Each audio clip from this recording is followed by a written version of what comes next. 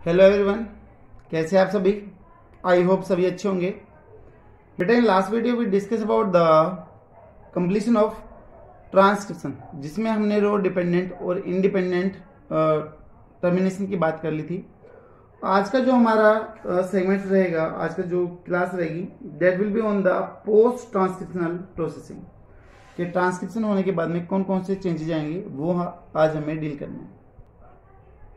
बेटा आज की जो हमारी क्लास है that is post transcriptional changes के ऊपर है, based on the post transcriptional process.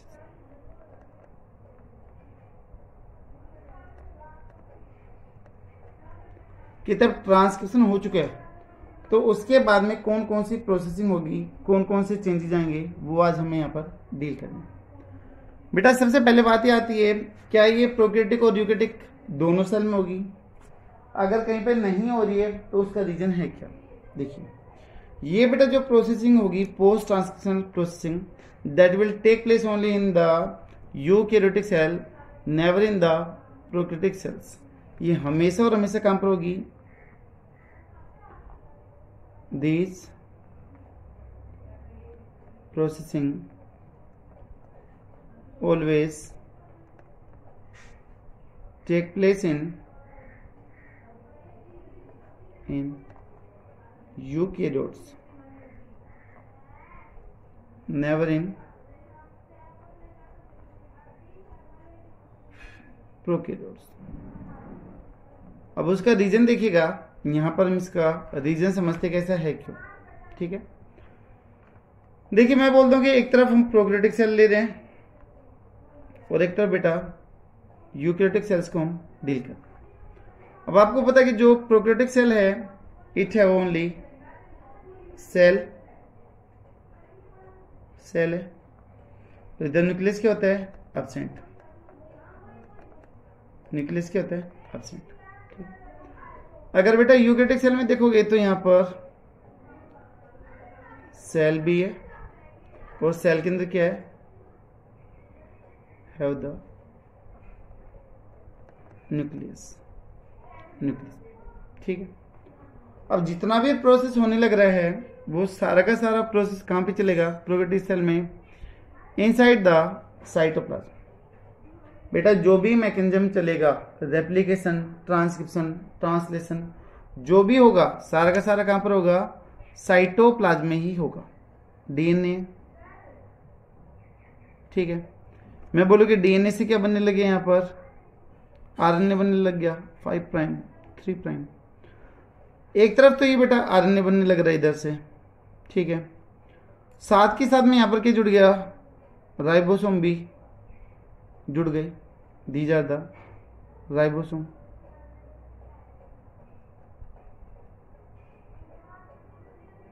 ठीक, और यानी कि ट्रांसलेशन देखो, अब इधर क्या चल रहा है? ट्रांसक्रिप्शन चलने लग रहा है, और इधर क्या हो रहा है? साथ के साथ में प्रोटीन बनने लग रहा है, तो इधर ये पॉलीपेप्टाइड बनती जाएगी। कुल मिला के मैं बोल दूं कि प्रोटीन बनने लग रहा है। तो बेटा ट्रांसक्रिप्शन के साथ में ही ट्रांसलेशन चलने लग रहा है, क्योंकि दोनों की जो एरिना साइट है, जो दोनों का कार्य क्षेत्र है, वो साइटोप्लाज्म है, सेम साइट है, इसलिए दोनों प्रोसेस साथ साथ चलेंगे। क्योंकि जो भी रिक्वायरमेंट है, जो भी सबसेट है, वो न्यूक्लियस के अंदर क्या है, सॉरी सेल के अंदर क्या है? प्रेजेंट है। ठीक है, इस वजह से तो बेटा यहाँ पर तो इसको न्यूक्लियस को क्रॉस करके नहीं आना है, तो जिसकी वजह से कोई भी प्रोसेस नहीं होगा। बट यहाँ पर देखिए होगा क्या? This one is the DNA, polarity 5 prime 3 prime 3 prime 5 prime. यहाँ पे बेटा बन गया क्या? आपका एचएनआरएनए बनता है। इधर ध्यान रखना, जो बनेगा उसको हम डायरेक्ट क्या बोल देंगे? एमआरएनए बोल देंगे, मैसेंजर आरएनए बोल देंगे। लेकिन बेटा यहाँ पर जो ये बनेगा 5 prime 3 prime, that will be the hnRNA, that is heteronuclear RNA. ठीक है, तो this one is the heteronuclear RNA. बेटा इसको हेट्रोन्यूक्लियर आरएनए क्यों बोला और इसको एमआरएनए क्यों बोला है? दोनों का लॉजिक समझिएगा एक बार। देखिए इसमें तो आपको पता है कि ये डीएनए है, प्रोकैरियोटिक सेल का DNA 5 prime 3 prime 3 prime 5 prime. इसमें सिर्फ और सिर्फ एक्सॉन ही मिलता है। एक्सॉन का मतलब जो काम की चीज होती है सिर्फ और सिर्फ वही चीज मिलती है, ठीक है। Exon is the useful part. इधर क्या बेटा, यूकैरियोटिक में ये डीएनए, ठीक है। जो डीएनए इधर पोलैरिटी 5 प्राइम 3 प्राइम, इधर 3 प्राइम 5 प्राइम, ठीक है। इधर बेटा एक्सॉन भी है, इंट्रॉन भी है, एक्सॉन भी है और इंट्रॉन भी है। और जो मोस्टली पार्ट है डीएनए का वो किसका बना हुआ है, कंसिस्ट ऑफ द इंट्रॉन, ठीक है। तो ध्यान देना कि जो एक्सॉन है that is the useful part and the intron is the useless part, useless है। और जो एक्सॉन है that is the useful part, ठीक है। अब देखो यहां से बेटा जो आरएनए बनेगा वो इतने ही साइज का बनेगा, पोलैरिटी की हो जाएगी 5 prime 3 prime, exon exon exon ऐसे प्रेजेंट होगा। यहां पर भी क्या होगा, इतना ही आरएनए बनेगा, पोलैरिटी 5 प्राइम 3 प्राइम होगी, लेकिन यहां पर क्या है, एक्सॉन है, इंट्रॉन है, एक्सॉन है और इंट्रॉन है, ठीक है। अब बेटा यहां पर एक प्रोसेस होगा, वो आगे हम डिटेल से पढ़ेंगे। यहां पर एक प्रोसेस चलेगा that is the splicing. Splicing होगा, स्प्लाइसिंग होता क्या है, रिमूवल ऑफ इंट्रॉन, इंट्रॉन का हट जाना या निकल जाना, ये आपका स्प्लाइसिंग कहलाता है। अगर बेटा इंट्रॉन निकल गया तो फिर होगा क्या, सिर्फ और सिर्फ क्या बचेंगे, एक्सॉन ही बचेंगे। तो यहां पर सिर्फ बचा एक्सॉन। अब ये जो बना है this one is the mRNA.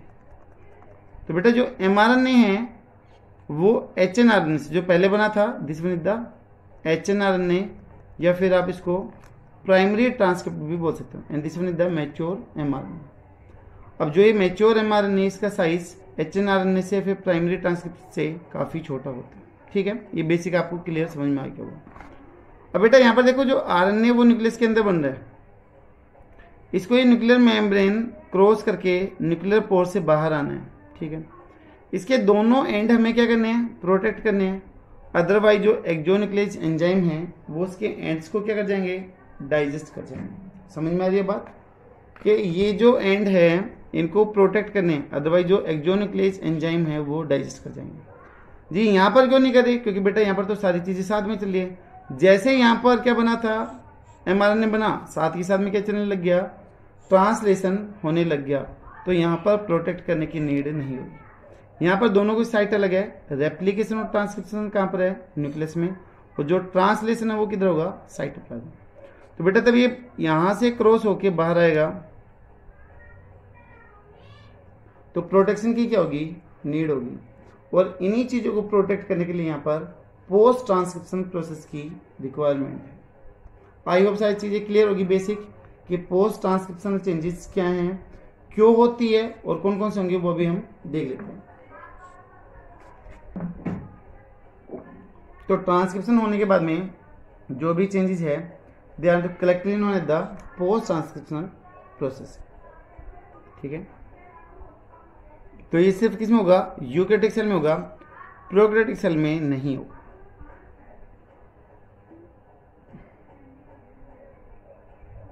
Primary transcript और एचएनआरएनए अंडरगो प्रोसेसिंग। कहां पर होगी ये प्रोसेसिंग, सारी की सारी न्यूक्लियस के अंदर ही होगी, ठीक है। Undergo processing inside the nucleus to make the mature mRNA, mature mRNA बनाने में हेल्प करते हैं, ठीक है। अभी बेटा यहाँ पर कौन कौन से स्टेप होते हैं पोस्ट ट्रांसक्रिप्शन चेंजेस में, वो हमें यहाँ पर देखना है। First one step is the cleavage यानी कि तोड़ना। Second one is the terminal addition, जो दोनों टर्मिनल किनारे हैं उनके ऊपर कुछ चीजें ऐड होगी। तीसरा आएगा बेटा nucleotide modification, nucleotide modification. And last one is the splicing. ये सबसे मेन है, थोड़ा सा लेंथ है इसलिए मैंने लास्ट में लिखा है, ठीक है। ये सबसे मेन है, इसको काफी डिटेल से हम डील करेंगे, ठीक है बेटा। तो ये 4 स्टेप है जो चारों के चारों एक साथ में क्या बनाते हैं, आपके पोस्ट ट्रांसक्रिप्शनल चेंजेस बनाते हैं। तो बेटा अब सबसे पहले आ जाते हैं किसके ऊपर, क्लीवेज के ऊपर। First one is the cleavage. Cleavage का मतलब किसी भी चीज का टूटना, ठीक है। अब यहां पर टूटेगा क्या, जो प्राइमरी ट्रांसक्रिप्ट बनी है यूकेरियोटिक सेल में वही चीज यहां पर क्या होगी, क्लीव होगी या फिर ब्रेकडाउन होगी। तो यहां पर मैं लिख दूं larger RNA precursor are cleaved to form smaller RNA. जो बड़ा प्राइमरी ट्रांसक्रिप्ट था वो टूट के छोटे के अंदर कन्वर्ट होगा, ठीक है। और जो प्राइमरी ट्रांसक्रिप्ट है किसका, यूकेरियोटिक सेल्स का, उसकी वैल्यू है 45S rRNA, ठीक है। तो यहां पर बेटा primary transcript of rRNA is 45S। आपने राइबोसोम में पढ़ा होगा 23S, 28S, 5S, 5.8S, ऐसा आपने पढ़ा होगा, डिफरेंट टाइप के पढ़े होंगे। तो बेटा वो rRNA के साइज को रिप्रेजेंट करते हैं, ठीक है। तो 45S इन यूकेरियोट्स। तो यहां पर प्राइमरी ट्रांसक्रिप्ट की वैल्यू कितनी है, 45। तो अभी 45 जो S है वो किस में ब्रेकडाउन होगा वो चीज देखो। सबसे पहले कन्वर्ट होगा इनटू द 41S के अंदर कन्वर्ट होगा। फिर यहां पर 2 सेगमेंट बनेंगे 32S एंड द 20S। अब ऐसे मत करना जी 32 और 20 तो 52 होते हैं और यहां पर तो आपने 41 लिखा हुआ है। बेटा ये सेडिमेंटेशन कोफिशिएंट को रिप्रेजेंट करते हैं कि किस स्पीड से नीचे की तरफ सेडिमेंट होंगे, बैठेंगे, उसको ये रिप्रेजेंट करते हैं। तो कभी भी हमें टोटल नहीं करना है। जिसे 70S में आप देखते हो 50S प्लस में 30S make the 70S, 60S plus में 40S मेक द 80S। तो आपको टोटल कभी भी नहीं करना। 32S से बनता आपका 28S बनता है और दूसरा बनता आपका 5.8S। प्रोकैरियोटिक में मिलता है 5S और यूकेरियोटिक में मिलता है 5.8S, ठीक है। यहां पर 20S से क्या बनेगा, मेक द 18S rRNA। जो 18S है वो कहां पर मिलता है, present in the smaller unit of the ribosome. और ये दोनों कहां पर मिलते हैं, लार्जर यूनिट के अंदर प्रेजेंट होते हैं, ठीक है। तो ये टूटेगा और ये सारे के सारे टाइप्स बनेंगे जो राइबोसोम को बनाने में हेल्प करते हैं। अब बात आती है कि जो प्राइमरी ट्रांसक्रिप्टर्स को क्लीवेज कौन करेगा, उसको तोड़ेगा कौन, वो चीज हमें यहाँ पर देखनी है। तो primary transcript is cleaved by ribonuclease P।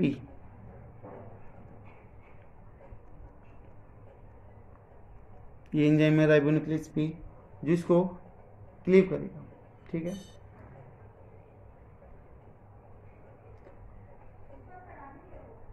तो ये हो गया बेटा यहां पर पहला स्टेप हमारा, दैट इज द क्लीवेज, ठीक है। उसके बाद में दूसरा हम स्टेप लेते that is the terminal addition. Terminal addition का मतलब कि जो टर्मिनल एंड है उसके ऊपर किसी भी चीज को ऐड करना, that is the terminal addition. तो सेकंड स्टेप आ जाएगा, that is terminal addition. Next one is the terminal addition. बेटा जो दोनों किनारे है 5 प्राइम और 3 प्राइम mRNA के, उनको प्रोटेक्ट करना है। क्यों प्रोटेक्ट करना है? क्योंकि जो एक्सोन्यूक्लियस एंजाइम है वो डैमेज कर सकते हैं दोनों एंड को, तो इसलिए प्रोटेक्ट करने के लिए हमें दोनों एंड को क्या करना होगा, वहां पर प्रोटेक्ट करवाना होगा। ठीक है, तो both 5 prime end 3 prime ends are protected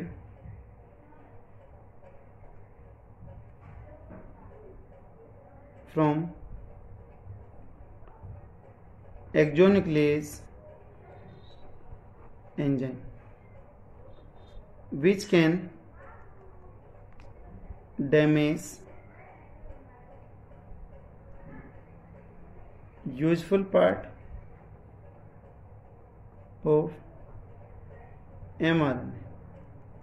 तो इसलिए प्रोटेक्ट करवाने के लिए हमें दोनों एंड को क्या करना होगा, प्रोटेक्ट करना होगा।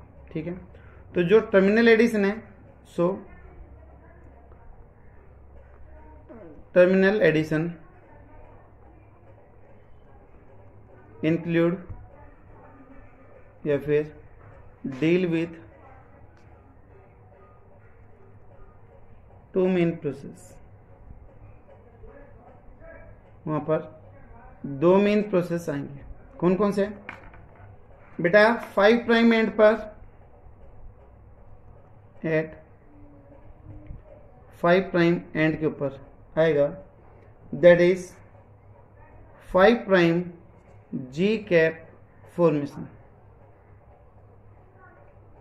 जिसको आप जी कैपिंग भी बोलते हो। क्या बोलते हैं इसको? जी कैपिंग भी बोलते हैं। दूसरा बेटा एट 3 प्राइम एंड। ठीक है, 3 प्राइम एंड के ऊपर पोली ए टेल फॉर्मेशन होगी, जिसको आप टेलिंग भी बोलते हो। और ये दोनों किनारे पे और तीसरी इन दोनों को एक साथ में क्या बोल दिया है, टर्मिनल एडिशन बोल दिया गया। ठीक है, तो बेटा सबसे पहले हम आ जाते हैं किसके ऊपर, 5 प्राइम कैपिंग के ऊपर आ जाते हैं। तो first one is the 5 prime capping. एक तो आपको पोलैरिटी याद रखनी है, काफी मेन है कि किस प्राइम पर कौन सा प्रोसेस होगा। तो जो पोस्ट ट्रांसक्रिप्शन मॉडिफिकेशन होती है बेटा, उसमें जो सबसे पहला मॉडिफिकेशन आती है, जो सबसे पहली प्रोसेस होती है, वो यही होती है, that is the 5 prime capping. तो दैट इज फर्स्ट मॉडिफिकेशन, ये पहली मॉडिफिकेशन। ठीक है, तो बेटा जो mRNA होता है उसमें पहला जो न्यूक्लियोटाइड होता है दैट इज G, है ना। जो mRNA है 5 प्राइम एंड पर जो पहला होगा nucleotide that will be the G। ठीक है, गुएनोसाइन होता है। अब ये जो G है बेटा, इसके ऊपर मिथाइल ग्रुप ऐड हो जाता है। ठीक है, क्या ऐड हो जाएगा, मिथाइल ग्रुप ऐड हो जाएगा on the 7th member of the Gwen. तो यहां पर जो ये methyl group CH3 group add हो जाता है। तो यहां पर मैं लिख रहा हूं at 7th member of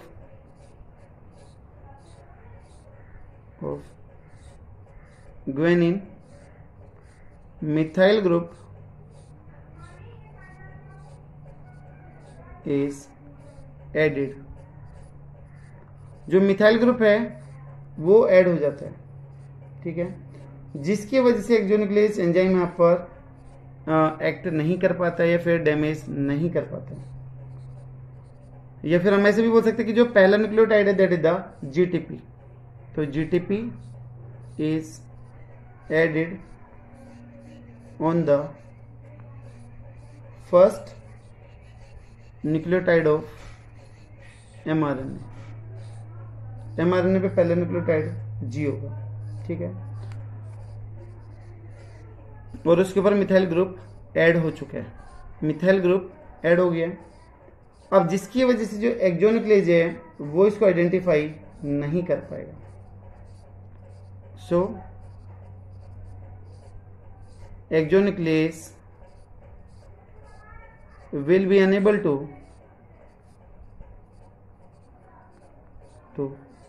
act on methyl group।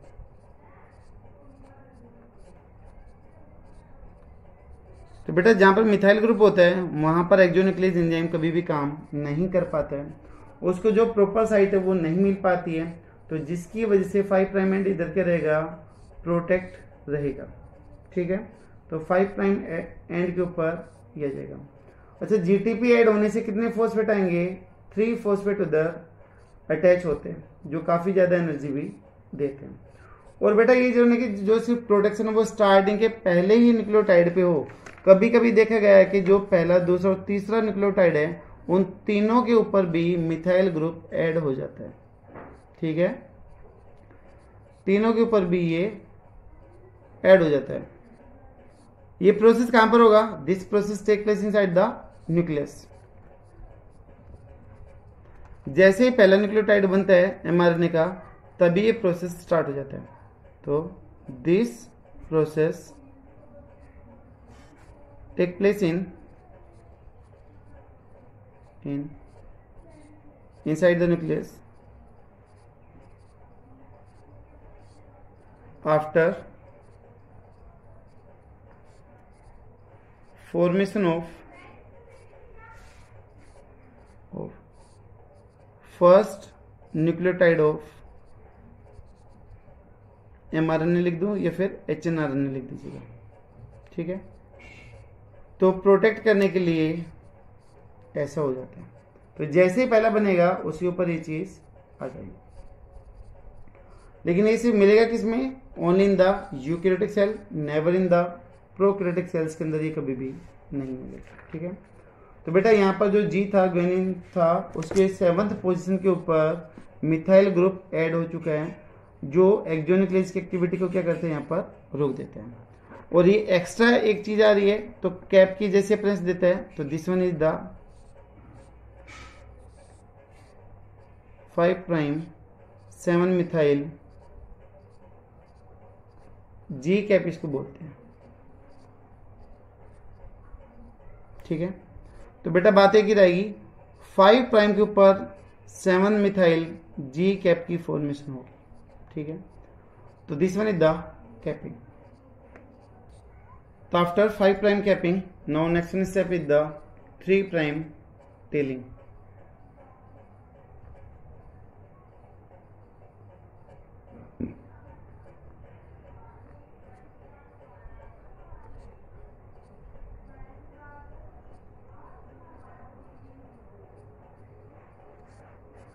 एक ही बात है ना, 3 प्राइम पोली ए टेल या फिर टेलिंग, बात एक ही है। देखिए हमने 5 प्राइम एंड को बेटा प्रोटेक्ट कर दिया, यहां पर क्या लगा दी हमने? जी कैप लगा दी। कौन सी प्राइम है? This one is the 5 prime. अब जो 3 प्राइम एंड है बेटा, उसको भी क्या करना है? प्रोटेक्ट करना है। तो प्रोटेक्ट करने के लिए 3 प्राइम एंड के ऊपर बहुत सारे ए, ठीक है, ऐड होते जाएंगे। ऐसी बहुत सारी लंबी चेन बनती जाएगी किसकी? एडेन। कितने मॉलिक्यूल ऐड होते हैं या कितने न्यूक्लियोटाइड ऐड होते हैं? तो बेटा नियर अबाउट 200 से लेके 300 न्यूक्लियोटाइड ऐड हो जाते हैं एक ही। कौन सी साइड पर हो रही है? 3 प्राइम साइड पर होने लग रहे हैं। तो बहुत सारे हो रहे हैं, ए ऐड होने लग रहे हैं। तो दिस वन इन्होंने द पोली एडिनाइलेशन, इसको आप पोली एडिनाइलेशन भी बोलते हैं। एडिनाइल ग्रुप यहां पर ऐड हो रहा है। ठीक है, अब इसको प्रोटेक्ट कौन करवाएगा? भाई ए ऐड करने हैं तो कोई ना कोई एंजाइम तो इधर चाहिए। तो यहां पर ए को ऐड करने के लिए पोली एडिनाइलेज एंजाइम की रिक्वायरमेंट होती है। Enzyme is poly adenylase enzyme. is used to add the poly A tail। ठीक है, poly A tail को ऐड करने के लिए एडिनाइलेज एंजाइम की रिक्वायरमेंट होगी। ठीक है, जो इसको लगातार प्रोटेक्ट करेगा, किससे, जो एक्सोन्यूक्लियस एंजाइम है उनसे ये प्रोटेक्ट करता हुआ चला जाए। ठीक है, अगर आप देखोगे यहाँ पर अगर इससे टीआरएनए बनेगा एमआरएनए से, तो यहाँ पर सीसीए का क्या हो जाएगा, एडिशन हो जाएगा। अगर मान लो यही एमआरएनए, बेटा जितने भी आरएनए बनते हैं सारे के सारे आरएनए एमआरएनए की मॉडिफिकेशन है, इस चीज का ध्यान रखना। चाहे वो आरआरएनए हो, चाहे टीआरएनए हो, या फिर खुद एमआरएनए हो, सभी किससे बने हैं, वो एमआरएनए से बने। तो सीसीए सेगमेंट ऑफ टीआरएनए, ठीक है, वहां पर भी प्रोडक्शन होगा। क्लियर हुआ? अब देखो, जैसे मान लो अगर एक्सोन्यूक्लियस काम करेगा, मान लो कट तो करेगा वो, लेकिन वो सिर्फ किसको कट करते जाएगा, एक को ही कट करेगा। और जब तक ये यहां तक पहुंचेगा तब तक हमारा जो प्रोसेस है, जब तक जो हमारी काम का प्रोसेस होगा वो कंप्लीट हो चुका होगा। तो डैमेज तो हो रहा है एमआरएनए, लेकिन जो यूजलेस पार्ट है, पोली ए टेल पार्ट है, वही डैमेज होगा। जो काम का जो पार्ट है वो हमारा क्या रहेगा, प्रोटेक्टेड रहेगा। तो यहां पर मैं लिख देता हूं, exonuclease enzyme digest only poly A region, not useful part of mRNA। mRNA का जो यूजफुल पार्ट है वो हमारा क्या रहेगा, प्रोटेक्टेड ही रहेगा, सेफ ही रहेगा। ठीक है, नेक्स्ट वन करवाता हूं आपको, third one step, that is the nucleotide modification.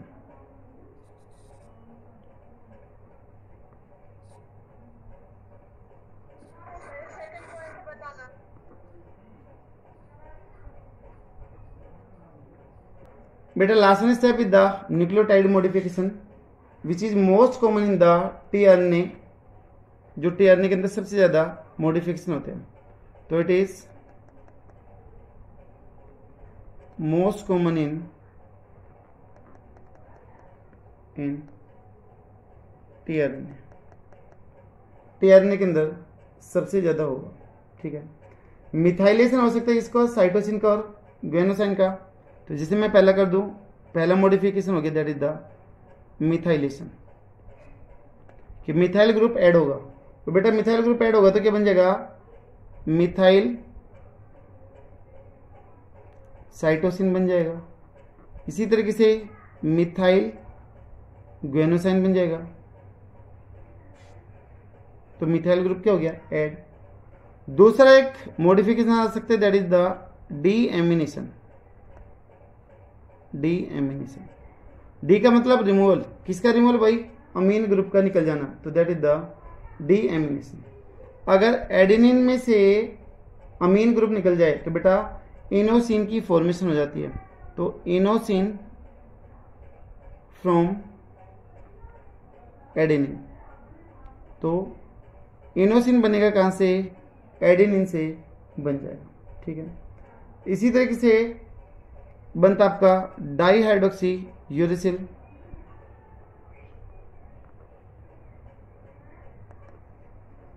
Pseudo uracil. ये डिफरेंट टाइप्स के यहाँ पर मॉडिफिकेशन चलती रहती है। और ये सिर्फ किस में होगा, टीआरएनए के केस में ज्यादा होगा, जहां पर जो ओरिजिनल न्यूक्लियोटाइड थे उनका नेचर क्या हो चुका है, बदल चुका है। तो this one is the nucleotide modification, जो उनको कुछ स्टेबिलिटी देने के लिए क्या है, हेल्पफुल है। और जो दूसरे यूनिट है राइबोसोम वगैरह को, उनको बाइंड करवाने में भी ये हेल्प करता है। तो बेटा ये चार में से हमारे 3 मेन प्रोसेस हो चुके हैं। फर्स्ट वन हमने जो पढ़ा था वो पढ़ा था क्लीवेज, बड़ी ट्रांसक्रिप्ट का छोटे में टूटना। उसके बाद में था टर्मिनल एडिशन, जिसमें हमने 2 चीजें पढ़ी, the one is the capping and the third one is second one is the telling. Third one बेटा हमने पढ़ा है न्यूक्लियोटाइड मॉडिफिकेशन कि जो न्यूक्लियोटाइड का नेचर है वो बदल जाता है। लास्ट हमारा बच गया दैट इज द स्प्लाइसोसोम, वो हम नेक्स्ट वीडियो के अंदर डील। तो in next video we will discuss about the splicing. काफ़ी इंपॉर्टेंट प्रोसेस है, काफ़ी डिटेल के साथ में पढ़ेंगे। बोर्ड एग्जाम और कंपटीशन एग्जाम के लिए काफ़ी इंपॉर्टेंट है कल की क्लास। ठीक है, थैंक यू सो मच।